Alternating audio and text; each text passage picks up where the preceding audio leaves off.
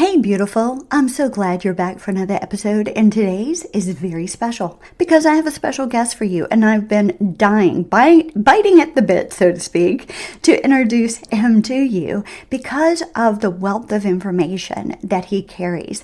Dr. Joe Nelson is a licensed clinical social worker, certified sex addiction therapist, and a betrayal trauma therapist with over 17 certifications and specializations. He's committed to helping individuals, families, and communities worldwide. Dr. Nelson brings a wealth of expertise in clinical practice, trauma-informed care, and addiction recovery.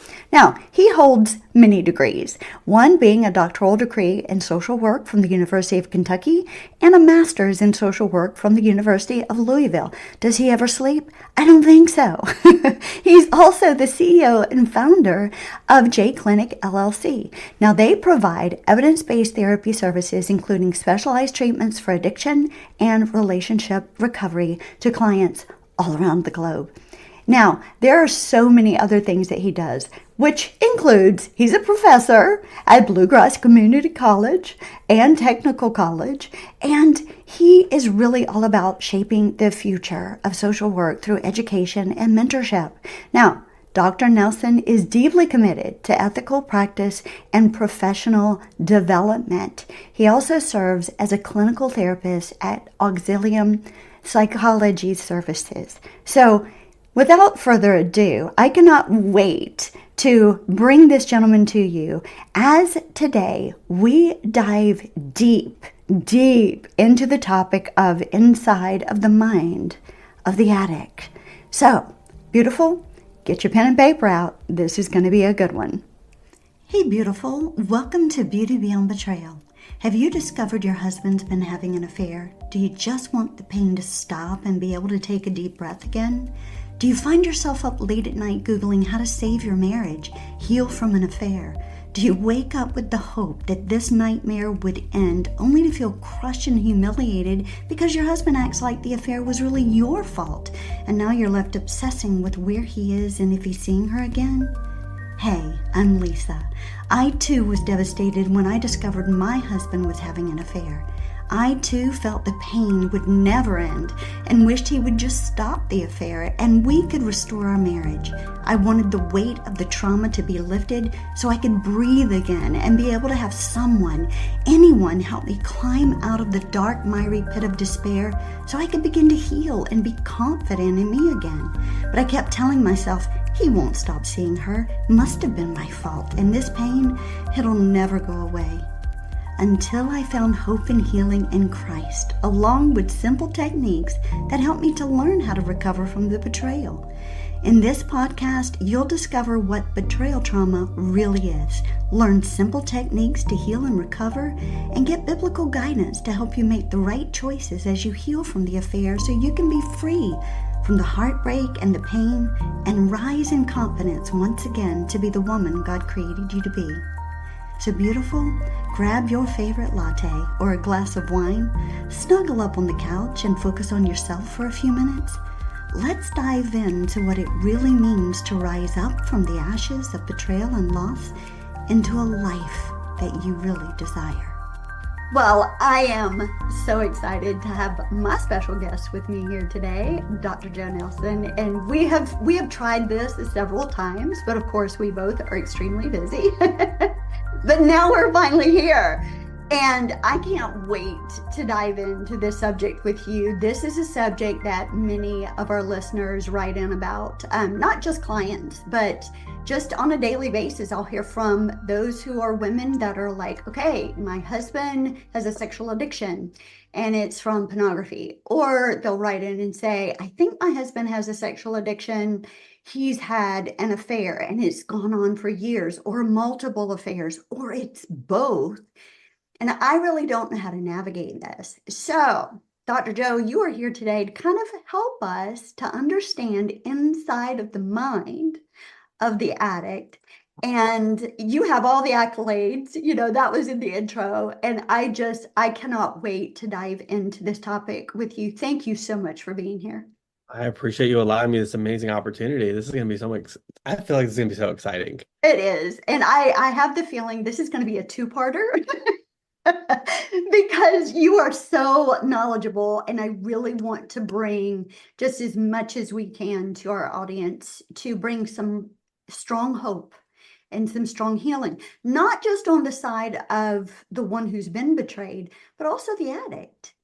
You know my stance. Like, I am a firm believer that the old cliche of once an addict, always an addict, once a cheater, always a cheater does not have to be that way. I Mhm. truly believe that there can be hope and true healing that's available if there's the work, right? You have to dig in and do the work. So I want to kind of get started with just, we're dealing with a gentleman, and I know women can have sexual addictions too, so we can just call it a person, right? Because it's both sides of the coin nowadays. But someone who is dealing with a sexual addiction, it can be for many different reasons. So I just kind of want to give you the floor, so to speak, because I know you've got some notes, because I know you do. And I want to kind of get started, and then we'll kind of flow from there. So kind of want to understand like why people commit why people have sex Yeah, addiction. Is that kind of yeah. what you're So doing there? let's start off with, you know, what causes sexual addiction? Oh man, so what causes sex addiction? A lot of it, you'll be surprised, comes from the past. Childhood is really the foundation of a lot of this behavior. You've heard of the attachment theory mindsets where what happens when you're a baby or childhood really follows you. Well, I mean, it's got to go somewhere. And no matter what we go through, it's got to go somewhere and it's got to find its place somewhere as we get older. Yeah. So a lot of times a sex addiction and where it even starts is a lot of times through a lot of trauma work. Maybe being neglected by family, not being popular enough in school, and feeling like they weren't, they don't have a place in society. You tend to find those a lot of times. Even abuse, sadly to say, as much as, we don't want to ever, condone a behavior, abuse does happen. And a lot of times they're trying to resolve that pain by using porn or using prostitutes or finding those situations. So really, it a lot of times, if you want to kind of find its beginning start, we kind of have to really look at their childhood behaviors. So past traumas from childhood left unresolved, and they've not been able to address it with anyone. Maybe they've carried some kind of shame. They've developed low self-esteem, low self-worth, low self-confidence. Those kind of things can actually cause them to seek out something that makes them feel better, so to Right? speak. They're looking for that dopamine, absolutely. And something that many people just don't recognize is, I hate to say this, even though we're moving to this era of, equalness, and when this era of emotions are good, it doesn't mean that everybody still agrees with that pattern. And a lot of times the male masculinity approach, it's don't express those emotions, big boys don't cry kind of attitude. And it gets held in. And so that's even just another burdened level that that doesn't allow men to express those emotions if we're looking at it from the male perspective. And it's so sad because it's like watching a little kid trying to tell you an emotion, but can't do it correctly because they never got the ability to do it when they were a kid. And now you're seeing an adult perspective, an adult behavior perspective. Yeah. Do you find that when someone is dealing with a sexual addiction, and let's say that they finally have come to the reality that they open up and they talk to somebody about it, right? And they find you, so to speak, and they come in and they share with you, look, I'm watching porn, I'm struggling with masturbation, but it has this grip on me, and I can't seem to get away from it, right? Do you find that it's because they love it so much, or is it literally because the actual detox from it, the actual not, the pain, in other words, that they're trying to run from is so greater, so much greater, that that's why they keep going back, because they're escaping the pain of the past? Absolutely. It's a constant run. Think of you never running off this treadmill And when somebody says, hey, you can stop now, it's okay, their brain tells them, no, it's not okay, because if we stop, we're wasting time, or we're gonna have to deal with that monster that was behind us still that we've been running away from this whole time. The example I use people when they say, well, I think they just really like it and that's why they don't want to stop. I'm like, you think people really like the taste of cigarettes? They don't No. really like the taste of cigarettes. They smoke it because something in our brain has been convinced, and it was used right at the time of pain or right at the time of like social acceptance, that it made us feel better and it connected with a positive moment. And then our brain believed that this is the only way. And just like anything, we don't like to just have one thing. We like to have hundreds of things. And Yeah. so it only manifested into bigger, worse problems. Some people who smoke just a little bit have led to doing drugs. They didn't want to do it. It's just their brain now needs that sense of security still, and they need to keep going for higher levels of supplement to get that. Same with porn. It follows down this a rabbit hole. I don't know if I'm allowed to share this, but I think it's really Yes. fascinating. So Pornhub has a database. It's called Pornhub Insight, and they actually keep up with their data of what people are searching. Well, they had a segment piece where they actually explained how uh, porn industries get people to keep watching. So they're actually manipulating it. It was actually developed by psychologists, which Oh is my wild. goodness. Yeah, and a form of psychologists who would work in these industries who helped kind of teach about how you can keep the entertainment going. And what they will do in videos is they will show like something completely different or maybe odd or off in a video by within about 5 second span. And what that does for a person who is so hyper vigilant and watching every bit of this moment, they'll catch that 5 seconds and it'll trap them and they go, I want to know a little bit more about that literally within that 5 second moment. And then they'll look for something similar to that.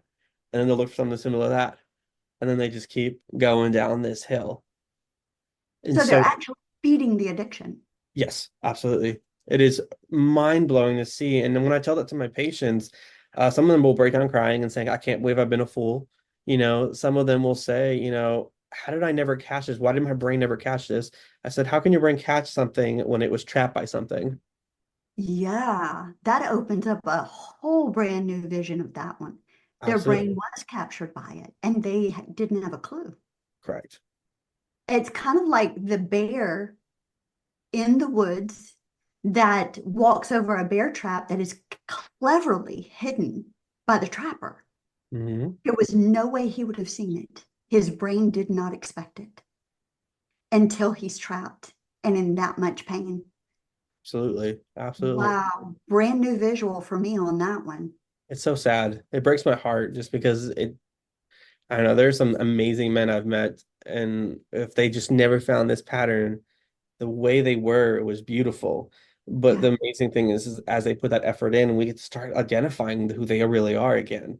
They get to yeah, start feeling free again, getting out of that trap, getting to be. But it takes a really strong, I'll be honest, it takes a really strong partner because it's not an easy, road working through trauma, especially yeah, after they've been the one who's been hurting their partner.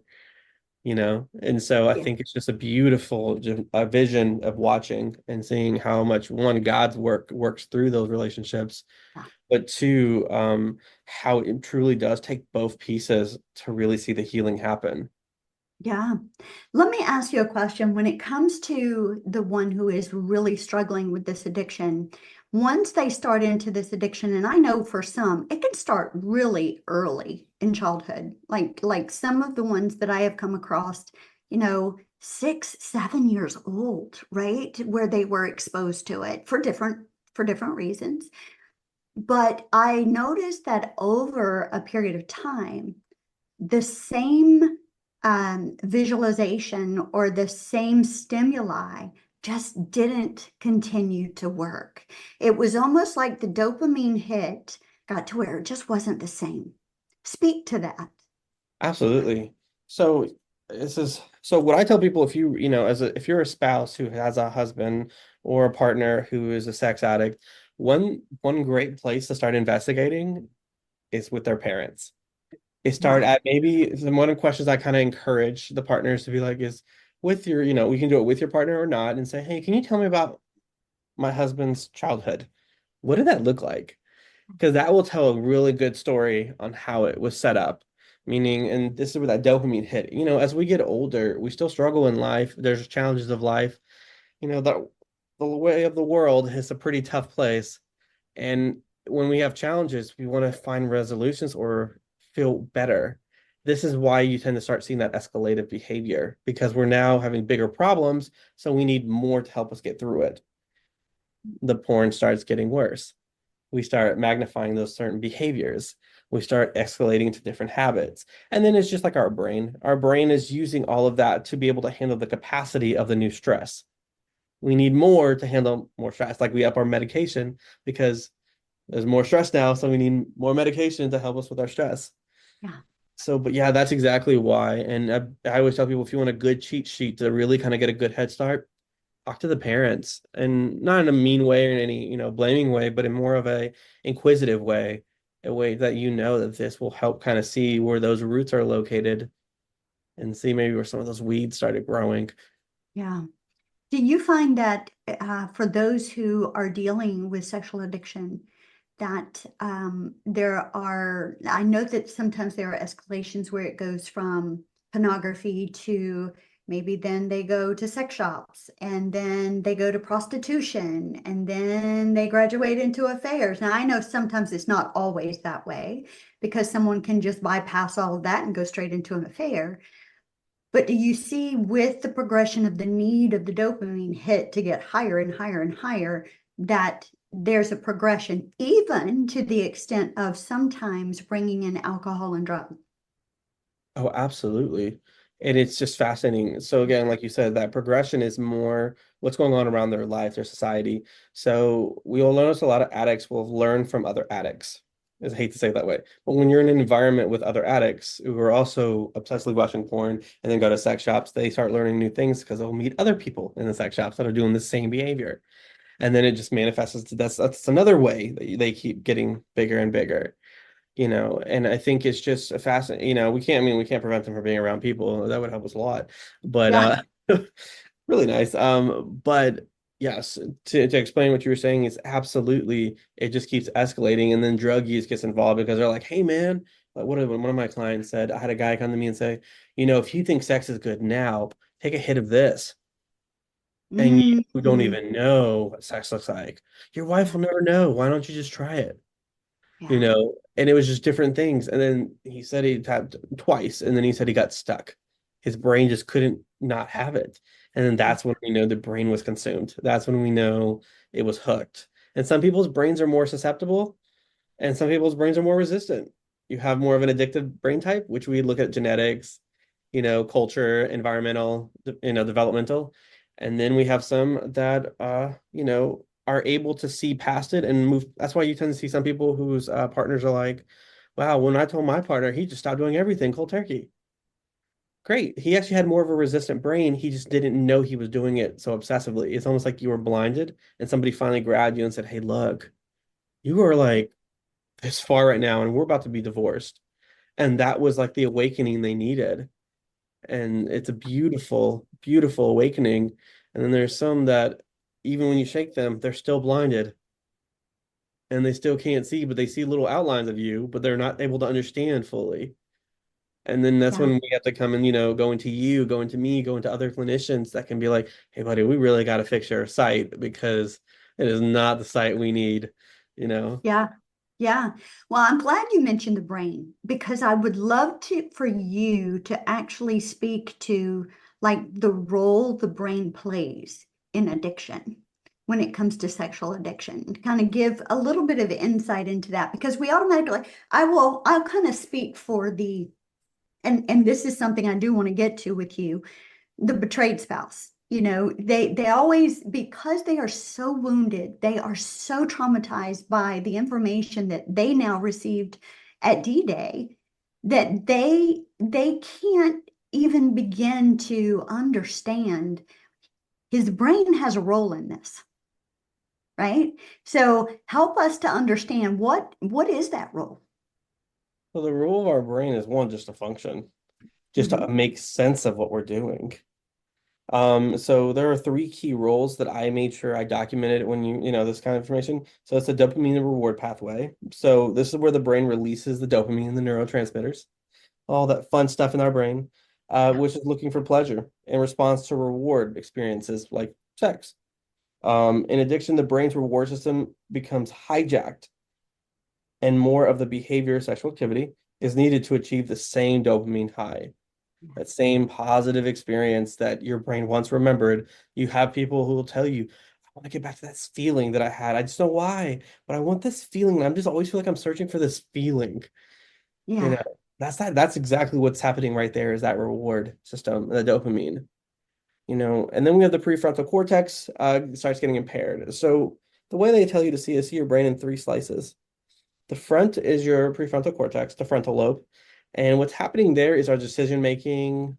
It's more clarity. It's able to filter things a lot better.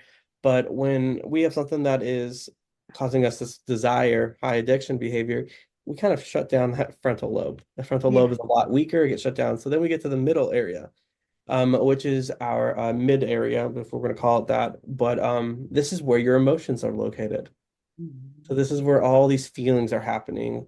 And then some people's amygdala, which I like to call the big red button, Yeah. um, I gets like that. I like that. the big red button is our fight, flight, freeze, flop, fawn, fold.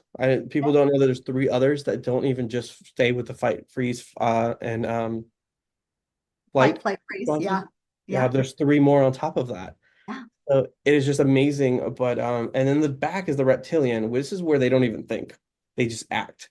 And you tend to see the back response is their way to handle the being caught. Mm-hmm. Tend to see the middle response is where they're doing the act.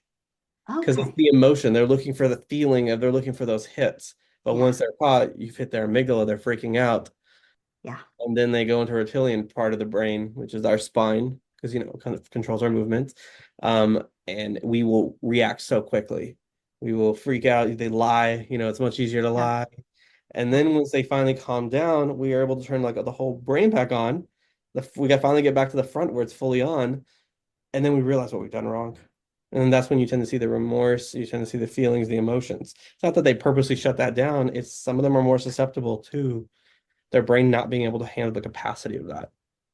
And then Gotcha. the brain also sets us up for habit forming. We love comfort. Our brain learns systems and it wants to keep that system. It is just human nature, is how we are made as humans. So when our brain learns a habit, the neuroplasticity starts getting Yeah. developed, we don't want to shift. I don't know about you, but some people have the same routine every morning, get some coffee, sit outside, read the devotionals, or go for a run. I wish I could go for a run.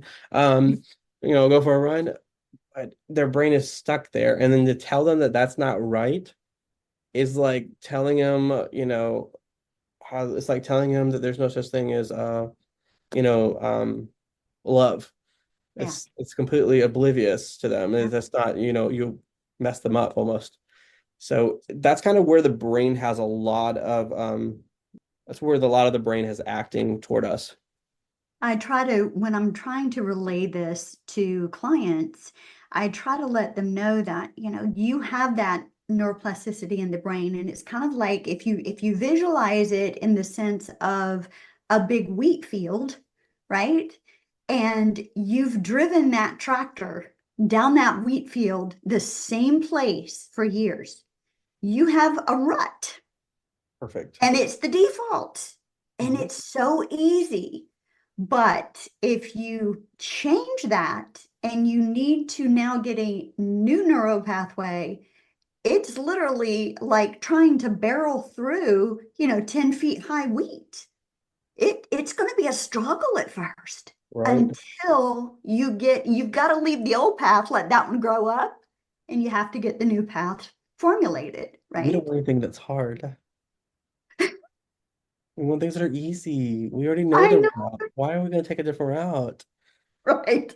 It's human nature to go the easy route, the comfort route, right? So, Exactly.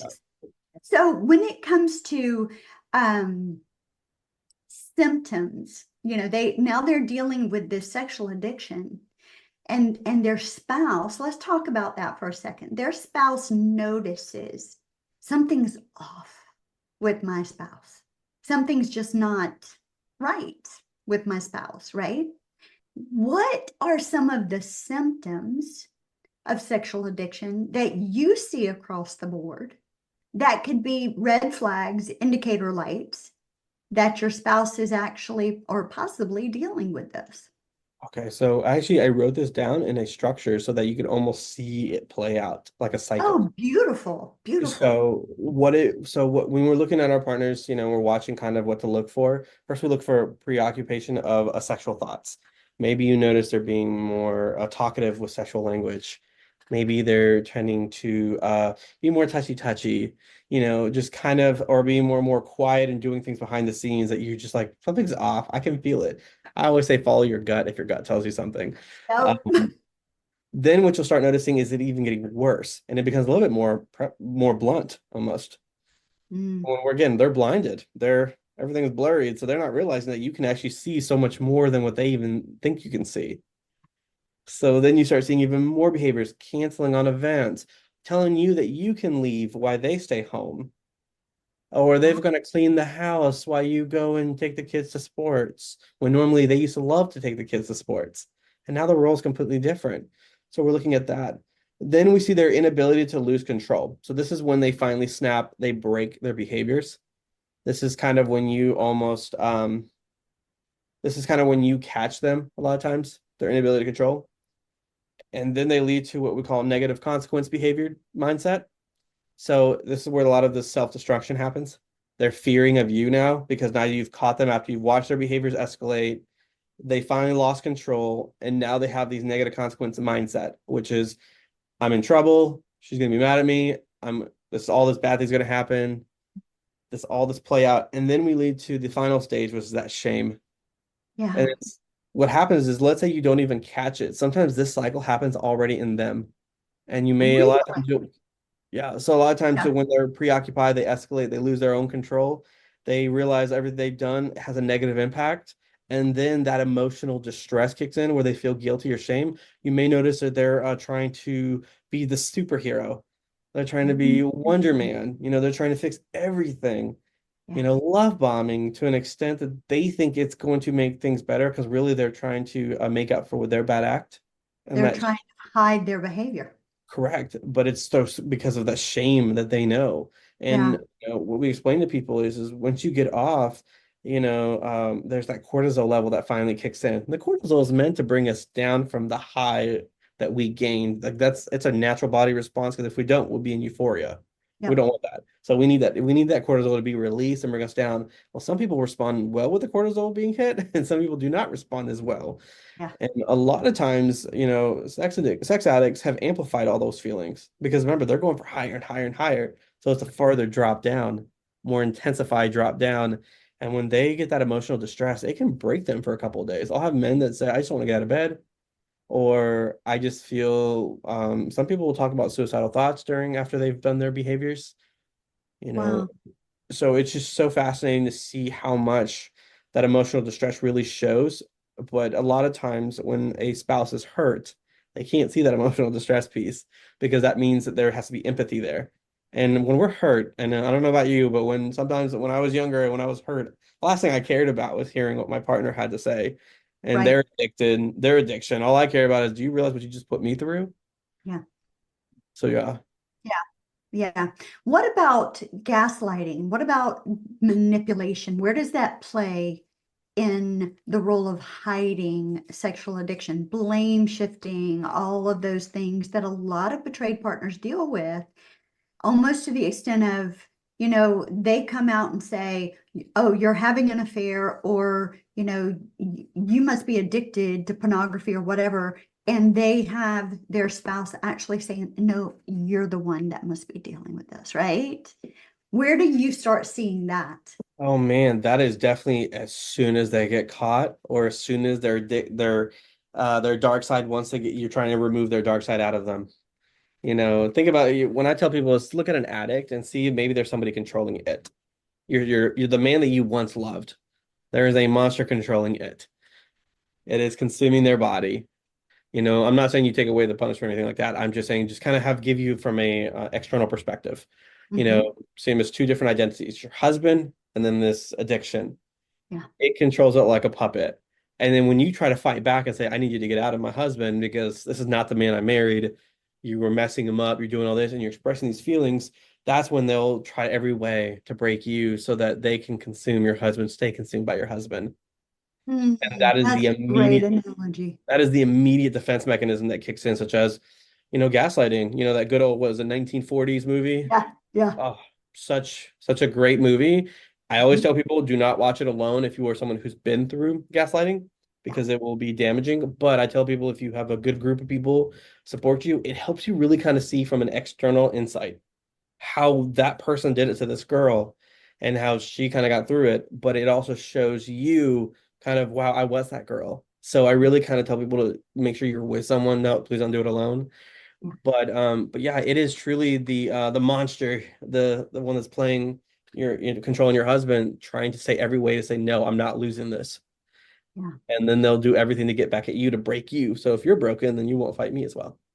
That is a great analogy. I've not heard it put that way before, and I really, really think that that paints such a great picture of, you know, here's your spouse and here's the addiction. Like, it's hard when you're the one that's wounded by the addiction because you look at it as one and the same, Mhm. right?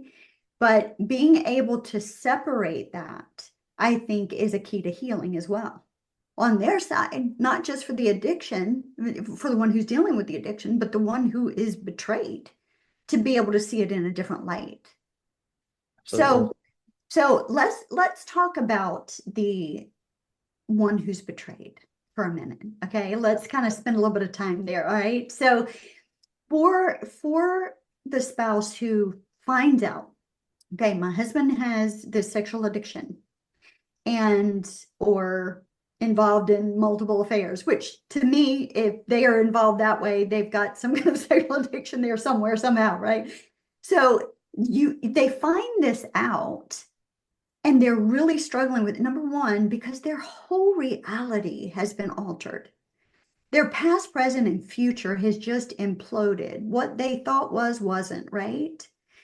So now they're looking at it going, what do I do with this? Because they're looking at this person that they loved as the one who has now destroyed them. How can we start to even help them in the beginning stages when they find out about this? Well, I think the first thing, and we'll probably talk about this a little bit later, but in my book, it really talks about the worst thing you can do is start the immediate punishment phase, like the shaming phase. As soon Talk to us about that because I've never heard it put that way before. the punishment phase, this right Yes. at the beginning, it is this because you're hurt, you've been betrayed. And Mhm. sometimes we want people to feel what we're feeling. Yeah. And again, if this little person is being controlled by something, your husband gets a hit also with it. Should he take ownership? Yes, but there's a fine line of how much, because when we punish or control too much of trying to make sure they learn their lesson for what they've put us through, we've almost done too much damage to where it's almost like, why would I want to get better? Now it's almost worse to be in this state than it is to get my healing. Yeah. So it's trying to find that balance. So I always say the worst you can do is punish to an extreme. But what I do think is setting those boundaries. That is the first thing you've got to put in play. Boundaries and self-care, because you're about to take on a monster that you didn't even realize was there. So that's what the boundaries are. That's a And the good self-care, one. it's you need to start healing yourself and getting your armor ready. Because, again, it takes a really amazing partner and a strong partner to fight for their husband or their spouse to get them out of that addiction. It's so, we got blessed, you and I got blessed. We got that, we started building that armor through our education, through our life experiences, but not everybody is prepared for that war. And that was That's not a right. war that they wanted to go into. Yeah. So what I always say is the first two things you want to address is boundaries and self-care. If you can get Yeah. those going immediately, you're going to already start noticing a lot more control and security in yourself. Because if you don't have security in yourself, again, that darkness will come and try to take you out. And that is where I'm going to cut in and cut us off for this episode. I know, right? Lisa, why do you do that? Well, this is going to be a two-parter, just like I said in the beginning. So you're going to have to stay tuned for part 2. And the rest of it is really, really good. So beautiful, thanks for being a part today, and we'll see you again real soon. Thanks for stopping by today and spending a little while with me. I hope you enjoyed today's show and found hope, healing, and encouragement.